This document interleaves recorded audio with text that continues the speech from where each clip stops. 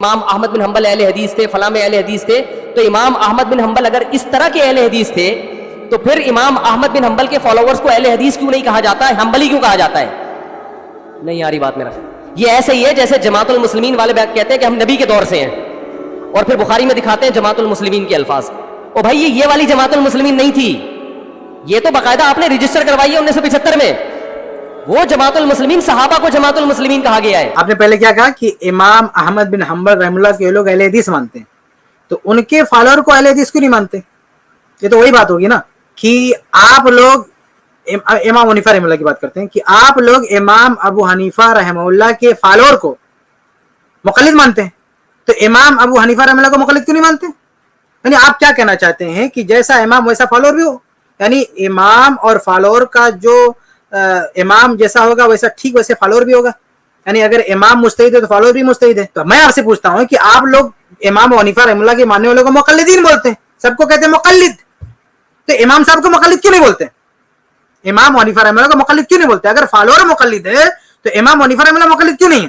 اگر آپ کہیں کہ نہیں وہ تو مجتہد تھے تو ظاہر سی بات ہے وہی معاملہ ہمارا بھی ہے کہ امام احمد بن حنبل رحمہ اللہ کو اہل حدیث بولتے ہیں کیونکہ وہ مجتہد تھے، وہ کسی کی تقلید نہیں کرتے تھے. اگر کوئی شخص برائے نام نسبت رکھتا ہے، حنبلی کہتا ہے کوئی برائے نام، لیکن اس کا منہج، اس کا پورا طریقہ اہل الحدیث کا ہو تو ہم کہیں گے وہ اہل حدیث ہے، بھلے اس کے نام کے ساتھ ایک نسبت جڑی ہوئی ہو کسی بھی وجہ سے، لیکن اگر اس کا عقیدہ منہج یہ ہے کہ ہم تقلید کے قائل نہیں ہیں اور ہم قرآن و حدیث کو مقدم کرتے ہیں، صحابہ کرام کے فہم کو مقدم کرتے ہیں، سلف کے فہم کو مقدم کرتے ہیں، عقیدے میں بھی اور فقہ میں بھی، دونوں میں بھی، عقیدے میں بھی اور فقہ میں بھی ہم سلف کے فہم کو مقدم کرتے ہیں. اگر کسی کا یہ عقیدہ ہو، اگر وہ اپنے آپ کو حنبلی کہے، شافعی کہے، کوئی بھی کہے، تو ہم کہیں گے اس نسبت کا کوئی مطلب نہیں ہے، اصل جو اس کا منہج ہے وہ اہل الحدیث ہے. لیکن اگر کوئی تقلید کرتا ہے تو بھلے وہ اپنے آپ کو امام احمد بن حنبل رحمہ اللہ سے جوڑے، ہم اسے اہل حدیث نہیں بول سکتے ہیں. اگر وہ مقلد ہے تو ہم اس کو اہل حدیث نہیں بول سکتے ہیں. تو امام احمد بن حنبل رحمہ اللہ اس میں کوئی شک نہیں کہ وہ اہل حدیث ہے، لیکن اگر ان کی طرف اپنے آپ کو منسوب کرنے والے اگر ان کے